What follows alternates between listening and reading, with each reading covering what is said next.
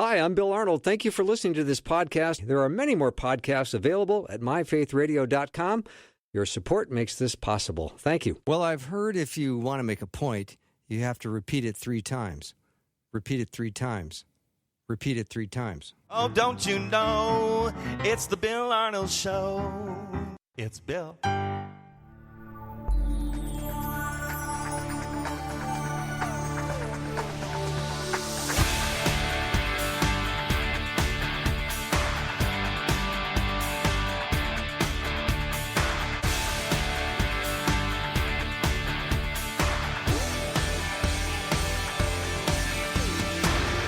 And a warm welcome to the Bill Arnold Show. It is time for Counselor's Corner. Wyatt, it's going to be so great to have another episode of Counselor's Corner. Yeah, I've been trying to get this scheduled for a while, and here we are. You have worked hard on this, so I appreciate it. Whenever you're trying to get 3 people to schedule at the same time, it's always a lot of work. And we're 2 out of 3 right now. Marcus is a little bit late. Well, and we've got a few minutes to decide if we're going to let him into the studio. Oh, no. We're going to let him in. Okay. We're going to let him in. You're in a good mood today, I guess. I am. Todd Mulliken's here, Jenita Pace, and Marcus Bachmann will be joining us when he gets here in a few minutes. Marcus is probably sitting in his car right now in traffic, and we just want to say hi. Hurry up. Hurry up. All right. Jenita, Todd, welcome.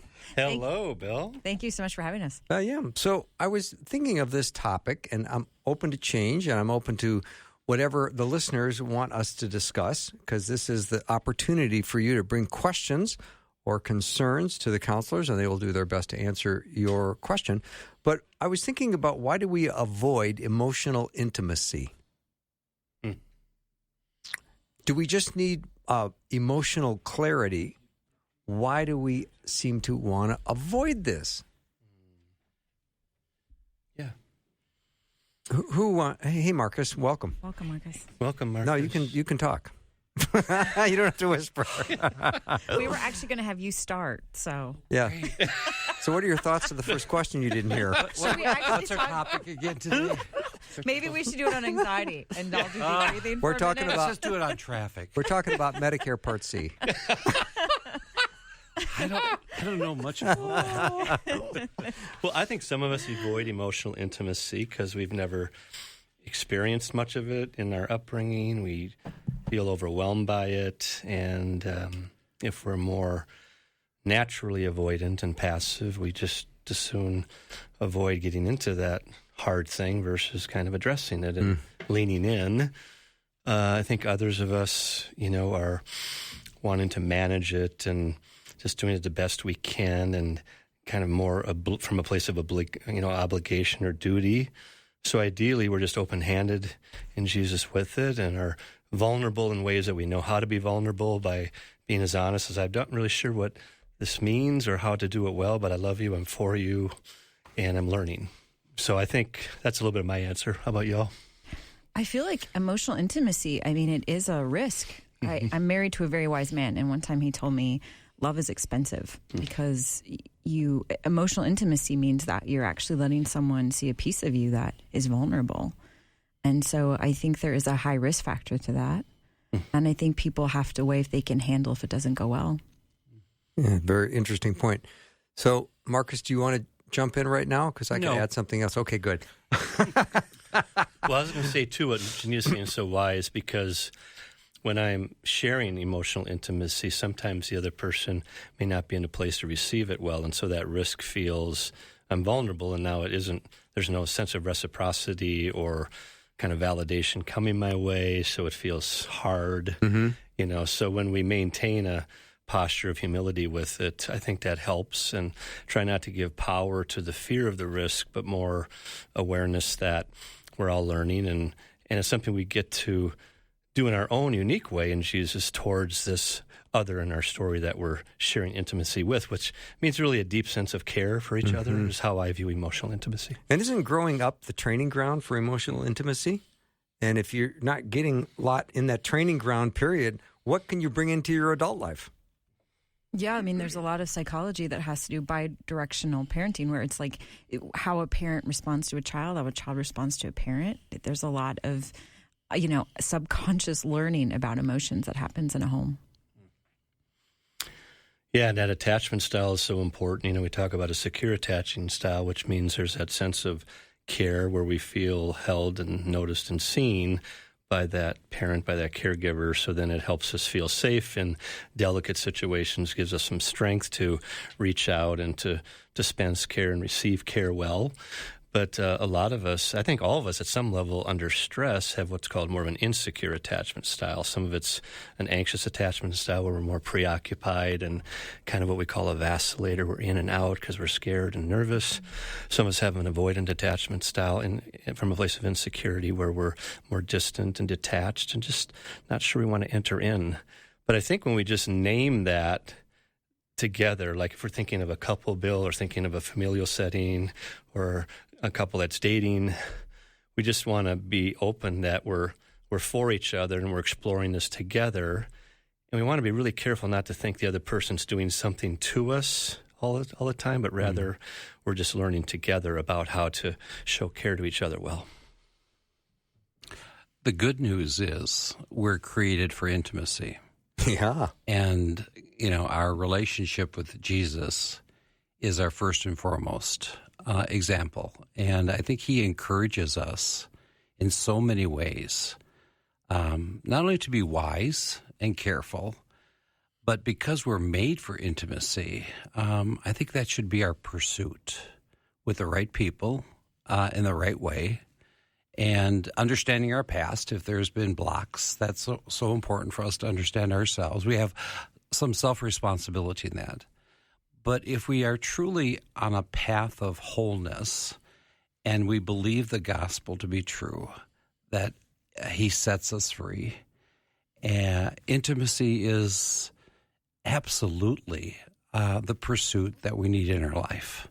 And I think that's good news. I think there's nothing perfect in this world, but we can have relationships that really do have a fulfillment. And if we have a first and foremost relationship with Jesus, and that is an intimate relationship, he's intimate. And so he teaches us. He's the one that's safe. He's the one that we can teach us about being open and vulnerable. He already knows everything about us. Mm-hmm. And as we have that building of that relationship, I think we're able to, with wisdom, expand that into other relationships. It is our pursuit in life. Mm-hmm. Marcus, you said something so interesting. I remember hearing something a long time ago that said, you don't want to live your life a mile long and a half-inch deep. Yeah. And I heard that and I thought, ooh, that kind of stuck. Yeah. But you also don't want to do that with Jesus. Yes. A lot of people, they don't know God's word. They're biblically illiterate. So how deep can you go if you don't know him in his word? Yeah. And I would agree with, our other counselors here that if our past holds us, we had maybe a difficult relationship with a parent figure. It's difficult to have a close relationship with our Heavenly Father. I totally understand that. But again, it is our responsibility to break those walls down and to seek what is it that I'm wounded about. I mean, natural that we're gonna build the walls. We're gonna insulate ourselves. We're gonna stay away from anything that hurts us. That's a natural response. But we really don't want to stay stuck there for just an inch deep. We want to go really deeper so that we are healed from our wounds. Intimacy is a goal that would help us in the healing of our wounds. Do you think this intimacy is more about speaking your truth or being heard, feeling like you've been heard? Or is it two sides of the same coin? Both and, huh? Both and, yeah. I mean, I love that the biggest book of the Bible is the Psalms, which is all emotion. I mean, isn't it beautiful? If I was God and I was making a book, I might make that the smaller book and then do a lot of theology. But the biggest book is and a lot of them are pretty intense. Like, where were you, God? You let me down. I think it's beautiful that God was the original counselor. I think prayer, when you think about how, what a great idea to have us talk our ideas. He already knows, but there's so much power in verbalizing it. And so I love that God isn't afraid to let us be really angry and really upset. And he even writes it down so we can see it's okay. The Proverbs speak about being quick to listen, slow to speak, and slow to become angry. I love the fact that being a listener, being understood, is of high value. And the scriptures are very clear about our responsibility in a relationship to develop intimacy. Let's listen. Let's not be so quick to speak. Because once we have someone in our life that is quick to speak and not being able to listen, I'm not very close. I'm not going to feel very intimate with that person. Whatever relationship that is, spouse, friend, employer, we need to be heard and to be understood. Mm-hmm. Talk about emotional safety, because, Jenita, you brought that up, and I think it's, why do I want to say anything if I'm going to be judged or dismissed, or if what I say is going to be used against me? Yeah, ideally we're not defined by how it goes, but rather our intent. So I'm sharing something that's intimate and vulnerable, and it's received with defensiveness or being dismissive, or worse yet, kind of overtaking me and interrogating and shutting me down. So then if I'm defined by what that person did to me, then in my opinion, I'm giving that person power. What I need to do is be defined by my intent and then set boundaries with that person, circle back. It depends. Each case is different, right, Bill? But let's say I'm in a long-term marriage and I'm really stuck in this dance, so we are committed to maybe trying to circle back. We're trying to do that at a place of mutuality and come back to it and try it again. But yeah, I'm more of a believer, like, we have to set good boundaries, but we want to make sure we're defined by the intent we have, not how it goes as much. If it goes poorly and we feel unsafe, then for sure we want to set boundaries and move into, I have a few different boundaries I talk about, but one is having honest conversations about what just happened and trying to see if we can clarify and see if it can be safer next time around. And if it continues to be unsafe, then we go, in my opinion, to kind of a what I call medium chill or loving detachment, where we're respectful and cordial, but not as close. Or sometimes we need kind of a more of a separation boundary where we really won't re-engage until we have a third party there. And so each case is different. But my belief about that is we want to give power more to who we are in Jesus versus being defined by how it goes. Well said, Todd Mulliken. Yeah, mic drop. Yeah. And I don't know what you guys think about this, but I feel like as humans, we feel so confident in, determining that we know what someone else thinks. And my perfect example is my husband and I love this story. We're always late for church now that, we're always late. And want to talk about that? Yeah. Is that not a boundary? Oh, I don't know. You guys have and as you can see, listeners can't see, but I have beautiful hair. Don't I have beautiful hair? Yeah. And for sure. in the morning, I brushed my hair, get all ready. We were running late. I came up the stairs, and my husband said, "Are you going to brush your hair before we go?" And he knows you. He knows you. I was like, step "What are you in it, saying?" dude. You What know a what I step mean? in And that. I'm like, Wow. "What do you?" So we get in this. It just escalates. Where I'm like, "Oh, I don't look good enough for you," and he's like, "That's not what I meant." And when we finally boiled it down, what hurt him was that he said it wrong, but what he meant he was trying to be kind to say, do you need more time? He said it wrong, but he was hurt that I would assume that I would assume as a loving husband, he would ever say that to me. And I think it was logical Totally. And so here we're learning that if we just ask more questions and just slow down, we would have avoided that whole fight. I mean, we showed up at church. Have you ever done that? Showed up angry? Oh, never. Smile. Never. Pretend it's all good. Get back in the car and not go to lunch because you're just mad. And the sermon is on marriage or something. Yeah. But I've just I've just learned, there's so many times where I assume I know exactly what the person meant or what they're thinking. And I watched a TV show I loved years ago, and the key phrase was "be curious." And I've always liked that. I love that. Be curious. Yeah, Those are tough conversations to have. Once you've been hurt, once you've been misunderstood, once you feel not safe, again, our tendency is just to clam up and say, I don't trust that person. I'm not going to pursue this conversation. And yet, it's a conversation that is a mature conversation to have and is worth the risk. It doesn't guarantee that it's going to be successful, but it's still worth the risk of saying what you need to say, of being open and honest about that hurt me. I want to have a conversation right now where I'm being heard. I'll do the same for you. I want to make sure that you're being heard. And usually that, that's a tough one to argue. I'm going to listen to you also. I want to listen to you. You have value. You're important to me. And so once we have conversations that we pursue a breakthrough, a sense of, I need to do this because we need to be whole. We need to resolve this. We need to be at peace. And so I think that it does take some courage, but it is so worth the risk. And I think it's in some ways not a high risk if we set it up. I think if we set this up wisely, carefully, it has a better chance of succeeding. Really, at a granular level, this is kind of getting in the weeds a little bit, is the person who's receiving the information initially, like Jenita laid out so wisely, when I'm on the receiving end of that, I'm not ready for it. Like, whoop, there's a little bit of a fight or flight reaction to that.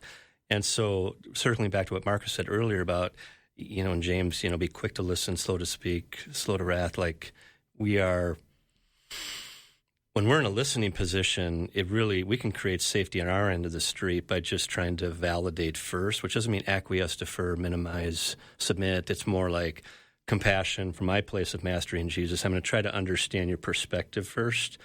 That's why I would say speak without offending, listen without defending. It really helps the conversation. Like, God, my mind went here, sweetheart. When you said that, whoop, I went here. I'm like, whoa. And so easy for me to say at 5:15, versus, 5 minutes before church, like, bah, right?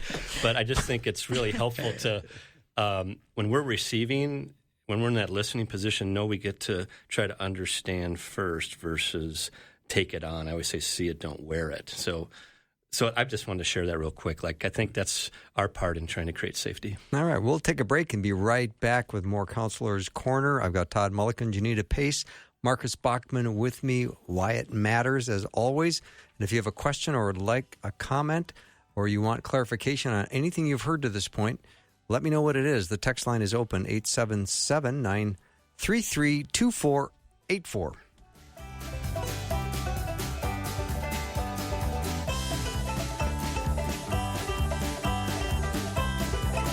You might be the kind of person that goes to Paris and still listens to Faith Radio on the app.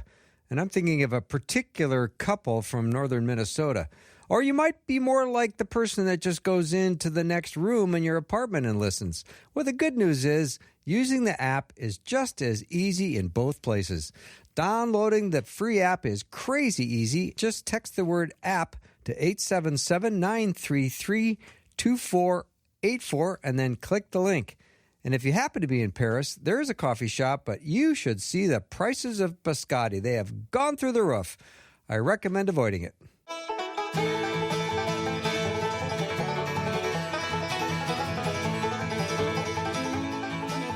All right, we're back with Counselor's Corner. Todd Mulliken, Jenita Pace, Marcus Bachmann. The topic today, thus far, of course we can always change topics, is why do we avoid emotional intimacy? And Marcus, you said so beautifully that we are wired for intimacy.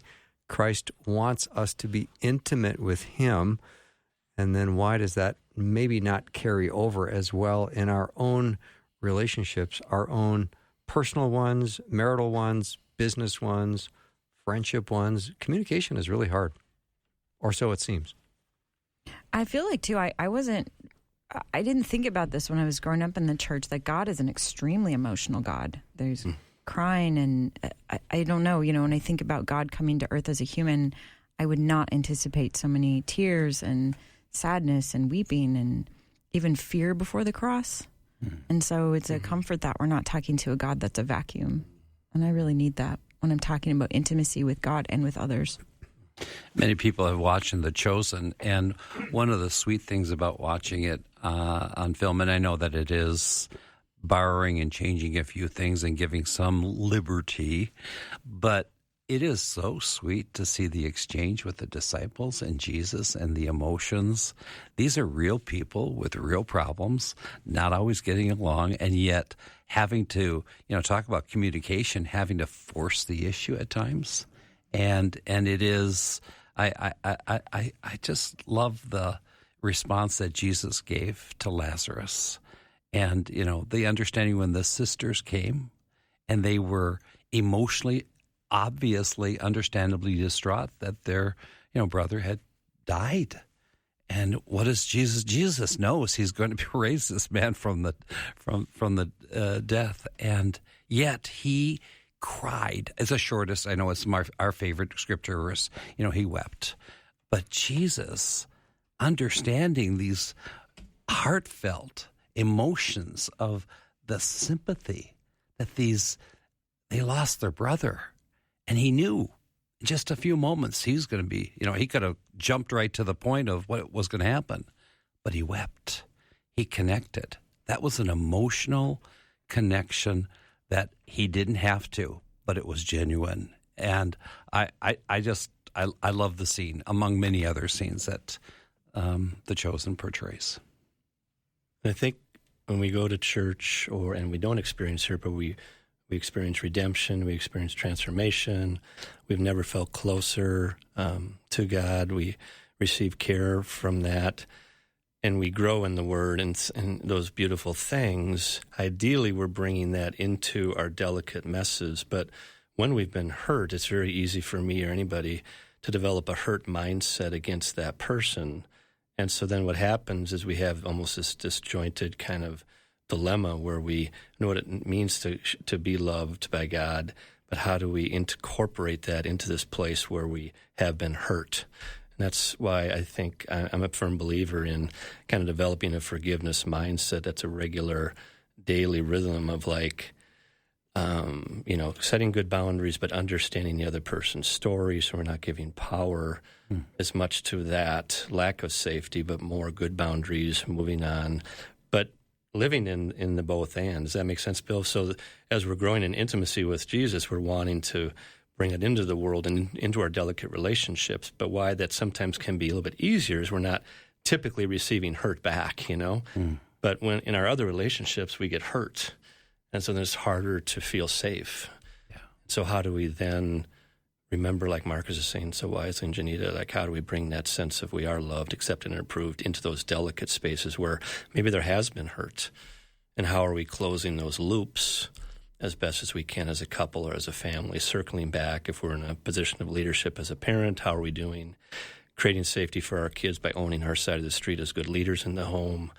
How are we modeling, making sure we confess our part to that friend or that delicate relationship at work when we have made mistakes? So we're creating a confessional space that creates intimacy and safety. Each one of us as counselors, I know we have heard this over and over. When we have someone in our office that has had difficulty because they've been hurt, difficulty with intimacy, we're one of the rare few. First of all, it's very courageous for someone like that to come into our office. Right. But once they come in and they sense that we're a safe person, and honestly, it can take several sessions before they really believe they can share. But once that happens and they trust us and we're reliable, we're going to keep things confidential. And all of that transfers into other relationships outside the counseling office.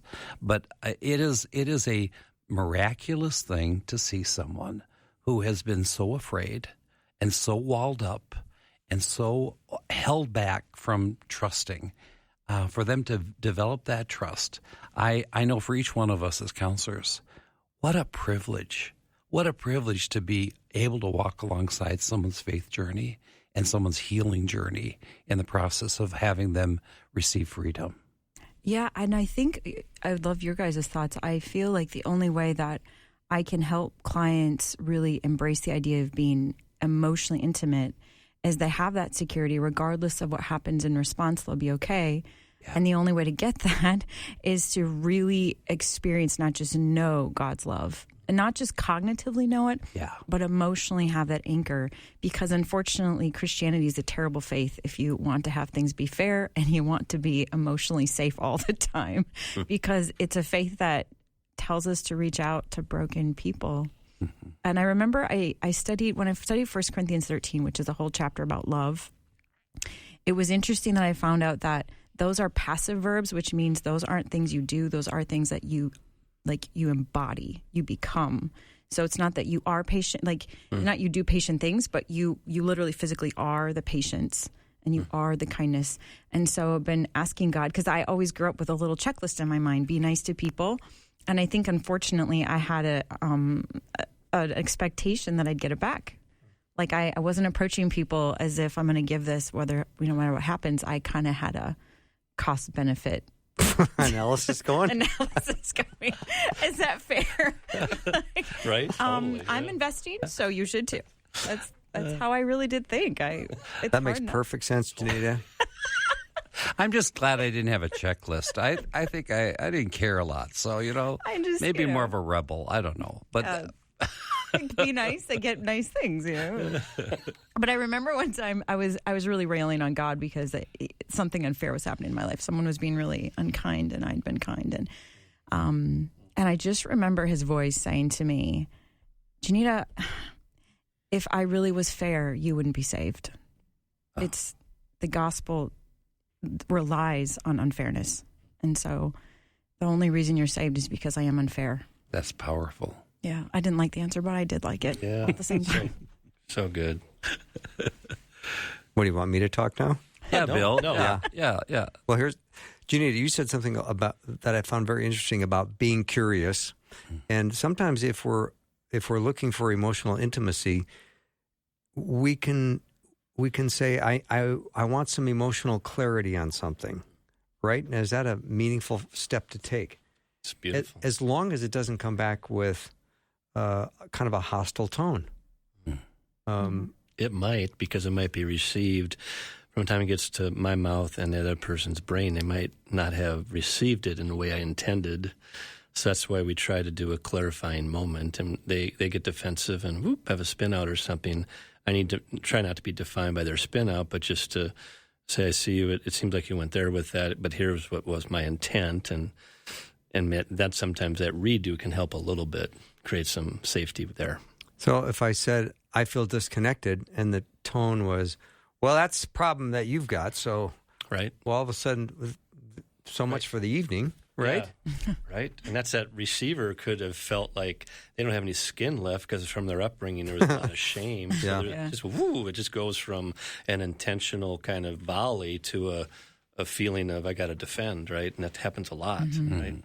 And so how do I, not rescue that person, but at least restate what is true about my intent? And sometimes we just let it go there because now fight or flight's kind of taking over and we just create some space. Tone is so powerful. Oh, my. Oh, yeah. It's just a huge blockage, and it is something that I think should be addressed. I think you can say, I need to be honest with you. The tone that you gave that just creates for me a fear or frustration or whatever it is. I think it needs to be addressed. I want us to have a good relationship. I want us to receive each other in a way that's respectful. I desire for us to move ahead here. But when I feel that tone, that's really hard for me to keep moving ahead. And it's amazing that some people, one of our family members, his tone, he's gotten so much better, but years where he didn't realize his tone sounded bad. And I said, even the dog reacts like that should be an indication. You're a dog whisperer. And it was a lab that even reacted. Right? Obviously, yes. People think you're upset. The dog is hiding. But it was so that curious, like slowing down and asking him the way you're saying that, do you mean to be, are you frustrated? And he would say, no, I'm not frustrated. Yeah. And it was, we realized that it's so different when the heart attitude isn't there. It's literally just a retrain. And sometimes, go ahead, Marcus. Sorry. If enough people say there's a tone that I'm concerned about. That may not be corrected the first time, but the 17th time that other people say it, ding, ding, ding. I have a family friend that looks bored all the time, just bored. And that doesn't invite much good conversation or curiosity or intimacy when you feel like I'd rather be somewhere else. Yeah. And the more that he has heard, I look bored, he's realized for whatever reasons he comes across that way, he needs to be more interested and look like he's invested versus showing this face of boredom. Yeah. Yeah. There's just, when you think about our natural physiological tendencies, some of us have a high arousal temperament. So right out of the womb, we're very easily startled. We're very joyful and elated, and also quick to anger, quick, sharp thing. Yeah, it's me. Yeah. Oh, okay. And some of us are very low arousal, hey, Todd, your house is on fire. Well, hey, could be worse. And how's your day? I'm screaming that we're all going to die. Right, yeah. And so it's easy to be judgy on that difference. So, hey, watch your tone. Jenita versus, Jenita's kind of just wired for sound. And Mully, you might want to say something. You might want to come out to play. Hey, it takes me an hour and a half to process my feels. So there's also this middle ground of kind of radical acceptance and not thinking somebody's doing something to us. But there's also these outliers that, I think, Marcus is beautifully talking about, where the truth is not one, not two, but 17 people are feeling interrogated versus interacted with. And so whether we're from, downtown New York or rural Scandinavia, we've got to find some ways to play in the sandbox and ways that create emotional safety. And just most importantly, as believers, just making sure we're owning our part to be open-minded to work on our side of the street. All right, we're going to take a break, and I'll return with my shy, untalkative guests in just a minute. We've got the Counselor's Corner going on with Todd Mulliken, Jenita Pace, and Marcus Bachmann. Don't cry, Jenita. We'll be right back.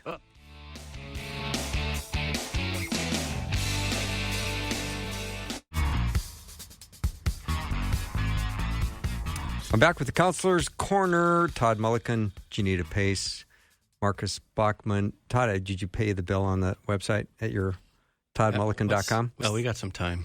Okay, yeah, good. We're good. We got so some time. If people went to the website, it would be if it hasn't been hacked. Okay. Yes, yeah. And it's Todd, Todd, Mulliken, spell it. Mulliken. .com. We work as a team.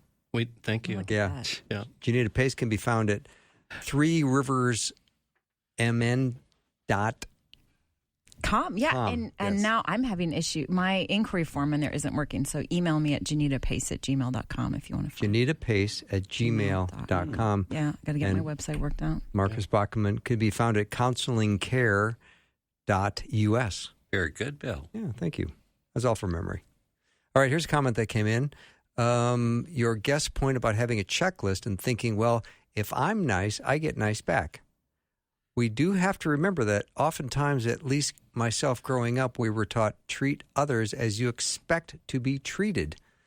While the problem with that sentence is if I'm doing the nice things and being nice, then I'm expecting that they're going to be nice back to me. And when they're not, well, then I'm certainly less than nice to them. Yeah, I tried to find that in the Bible, and I couldn't find it. How hard did you look? Come on, look harder. Be nice to people will be nice too. It's such a great point that the listener brings really up, good. though. So, yep. But I think you have to be wise then about who you're choosing as intimate friends. If you're choosing wisely, then this natural occurrence of giving, you should be also able to receive. It's not fair all the time, doesn't work all the time, but I think it's good for us to evaluate who are we deciding to have as our close friends. And I think Jesus was wise in who he chose. I think we should be wise. And I think there needs to be a stronger understanding in pre-marriage, before pre-marriage. I think it should start in middle school of who to choose as good relationships. Who is not a good choice, and why would that be? I think there needs to be more teaching on choosing wisely your intimacy in friendships. Just had a comment come in. Loving Counselor's Corner. How often is it on? Please direct your answers to Wyatt. Hi, Wyatt. Depends on if they want to answer my emails. Oh, you mean we have to read those Shot across emails? the bow. I love it. So good.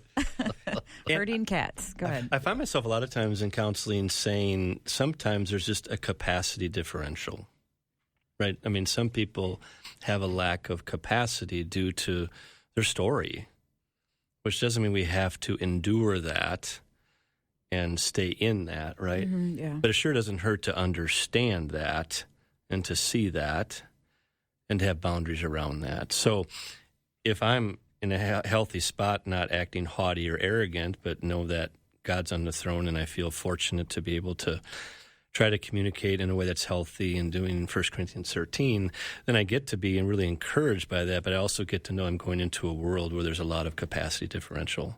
And not doing that from a place of being haughty, but rather a kindness and a contentment within how we are. Yeah. But to, like Marcus is saying, in our inner circle, especially choose wisely, but also know we'll be bumping into a lot of just natural capacity differential because everybody has a story. So, Todd, are you saying acceptance in that? At some level, right? There's unacceptables, right? We're in a pattern of being abused, and so we don't go, "Hey, isn't this wonderful?" And maybe tomorrow will be better, and then we create boundaries, right? But there is some level of acceptance, like that person just may not be able to have that mutuality back, but we're not giving to get, right? We're giving out of our own place of kindness and mercy. But I do think it just helps to see the other and their world, and not try to hold it over them or anything like that, but just see it from a place of mercy. I think that gives us that compassion that Jesus asks us to be for the other. I think that really matters, too, for folks. Again, with boundaries and with healthy boundaries. And I think, for instance, if we have a parent, let's just say an aging parent, that has limitations, we can accept that. We can understand that. And yet our giving, we realize that we're not going to get a lot back, but maybe because of responsibility or duty, and the fact that we understand what they are able to give and not give, that moves a relationship up in a much more peaceful, acceptable place, I think. And we're really understanding, like, for example, we're understanding ASD so much more, autistic spectrum so much more. And sometimes there are just capacity issues with somebody that battles that, right? And in terms of capacity just to enter in a place that feels there's a level of mutuality, right? So how are we seeing the other from a place of kindness and understanding versus, hey, what's wrong with you, right? And how if I have been diagnosed with a level of autistic spectrum, how am I being kind to myself and seeing how I've been designed and celebrating the beauty of that type of condition and being kinder to self? So I see it kind of bumping into lots of areas because we're more aware of what we call kind of neurodivergence. We're just much more aware of that now with people that battle those kinds of conditions. Yeah, what are your thoughts? Oh, yeah. I was just going to say, going back to that 1 Corinthians 13, when I studied the word patient, it was interesting because it was the same type of word that goes back to when it says that God is patient with us, knowing how we were made. And it's the concept that God takes us into account within our context. And I loved that God wants to understand how we operate, and he wants us to care about how other people operate. And it's so much easier for me to be patient when I at least understand the context of the person.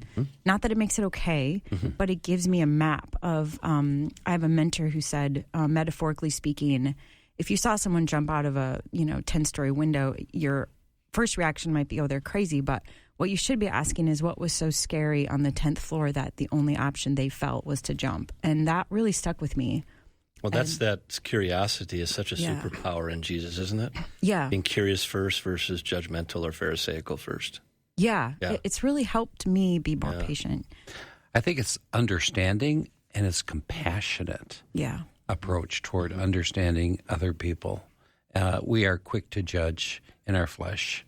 We have a sense that we know it. Why is that person doing it the right way? Versus, there's so much we don't understand. And yet there's a compassionate approach about that could be helpful with that. And we don't know, like, when we have a curious lead out towards the other, that might be the first time they felt safe, they felt seen, right? I mean, they may This person's just trying to understand me. Yeah. Right. And again, we're not doing it from a place of naivete and going into abusive situations that are chronic. We're not talking about those situations. No. But we're talking about situations where there is kind of a capacity differential, and are we coming in with open hands and a sense of contentment within ourselves and Jesus, and understanding the other more. Yeah. Yeah, sinners living with sinners, what could go wrong? Right. It's hard. The answer I give is they're just human. That's all they are. That should be the name of the title of the podcast. Good idea. Sinner with sinners, what could go wrong? And by the way, they're in the church. Right? I know, but you, Marcus, you made a good point that we still need I love that Jesus models that closest friend. You know, he's got his closest people, then there's another ring of people. I think that we experience Jesus' love through community when we are loved by others, when we're weak. I think that's because we're all, the Bible talks about us, having the Holy Spirit. The way we experience God is with others. So I think you're right. We do need to make sure we have people that build us up in the weak times. Mm-hmm. If we're not vulnerable, we're not going to be intimate. Mm-hmm. Right. Yeah.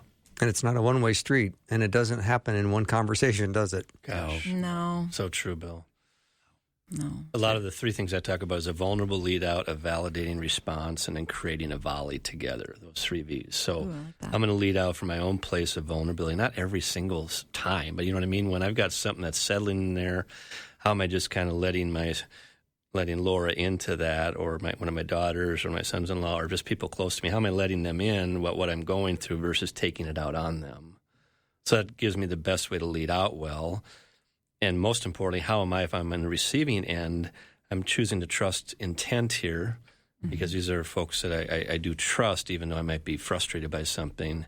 And I'm first coming back with, like, I hear what you're saying, or tell me more, or I get it, or say, I may not fully agree, but I'm just creating that kind of safety together, and we're volleying it back and forth. It's not somebody having a monologue. It's not somebody needing to be right. It's not somebody who's just avoiding because they just want to be liked, but we're implementing those practices together, having best practices like that, which you said so well, Bill, it doesn't happen in a moment. It can take a generation, but it's worth the energy to do, because how you and I are today affects the next generation within our home tomorrow. So we can either be burdened by that or viewed as an opportunity. Yeah. All right, we'll take a short break and be right back with the Counselor's Corner. Todd Mulliken, Jenita Pace, and Marcus Bachmann are here with me. If you have a question or comment, we still have time to squeeze it in. 877-933-2484. Wyatt will have us back in 90 seconds. Bill needs a minute. He needs a minute. Bill needs a minute. He'll be right back. He doesn't need an hour. He just needs a minute. And then another minute. And then he's back.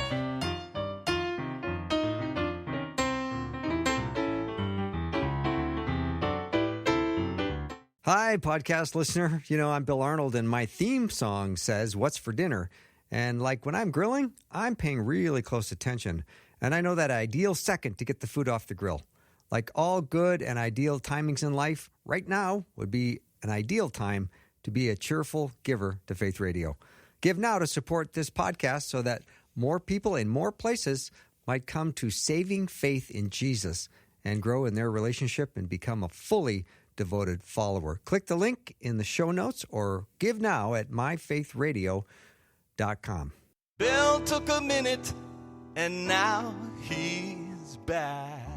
It is Counselor's Corner. Todd, Jenita, and Marcus are here. We've been talking about why do we avoid emotional intimacy. Sometimes we make comments. We say things like, I feel disconnected, or if you loved me, you would know my needs. My needs aren't being met, and you just don't seem to care.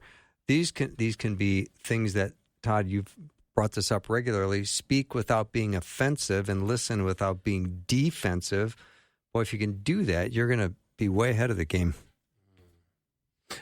My mind went to, like, when I'm working with a couple that's in pre-marriage counseling, they're coming in going, "Hey, honey, what's your love language?" Like, and then 10 years later, they're in my office going, "Hey, here are my love languages. Get busy." Mm-hmm. We all do that in our humanity, right? But we move from kind of a serving model to a scorekeeping. model.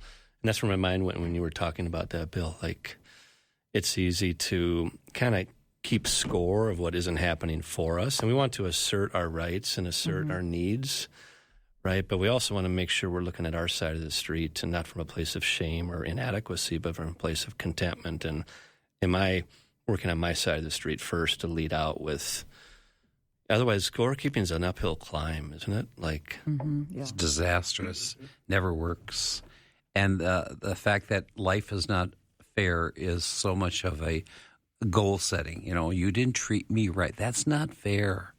And I think the abundant message of the gospel is grace. And if we can understand receiving that for ourselves, giving it to someone else that we want to have intimacy with, that's key. I need to be more gracious. What a important message for us to hear today. Be gracious to the other person. Yeah, one of my favorite stories is a dinner Jesus is at where a prostitute cries at his feet. And in front of all these, leaders, he says that those who are forgiven much, love much, which is interesting because it means if we get in touch with our own sin, we get forgiven, we're able to love more because we see people in the light of our own context that we are sinners. And so I'm not telling the listeners go out and sin a lot, but I am saying embrace the fact that they already have. They already have. We already have. You've sinned today.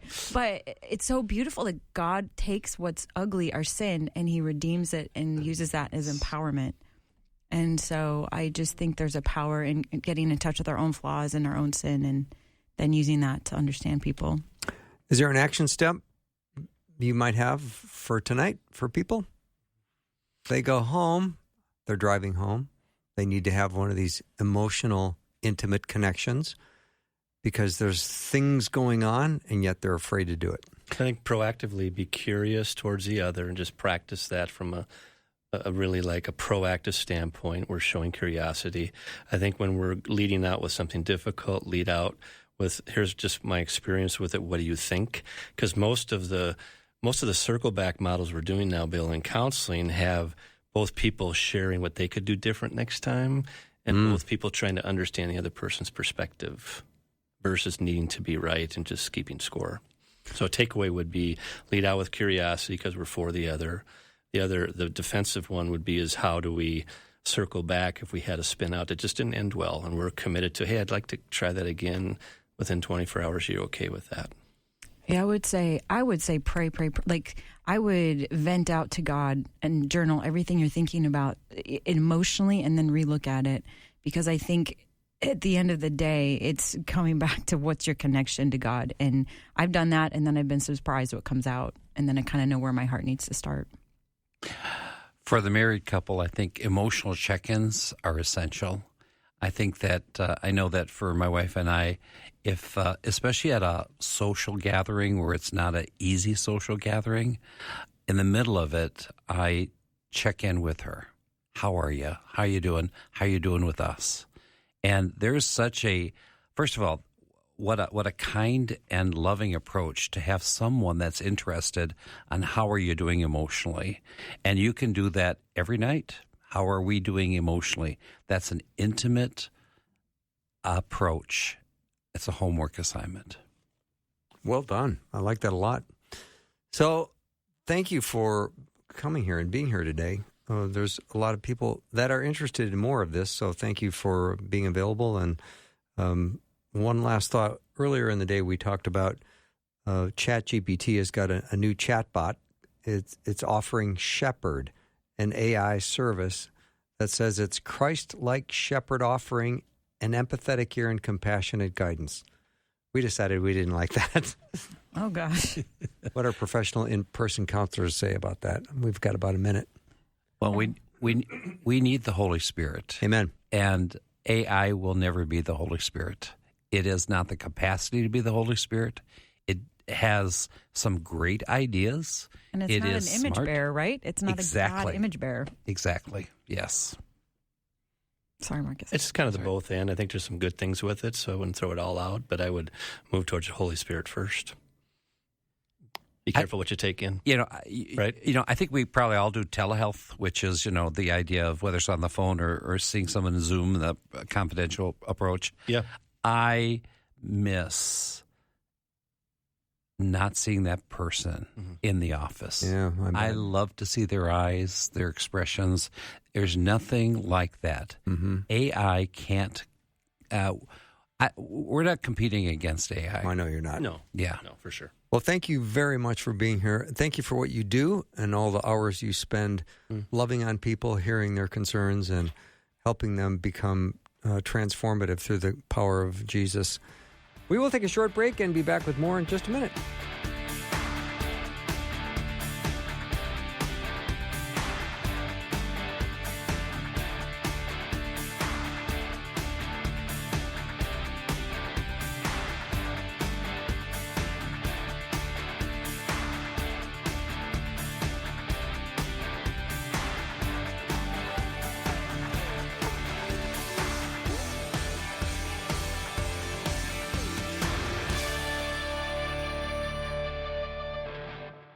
Thanks for listening. Programming like this is made available through your support.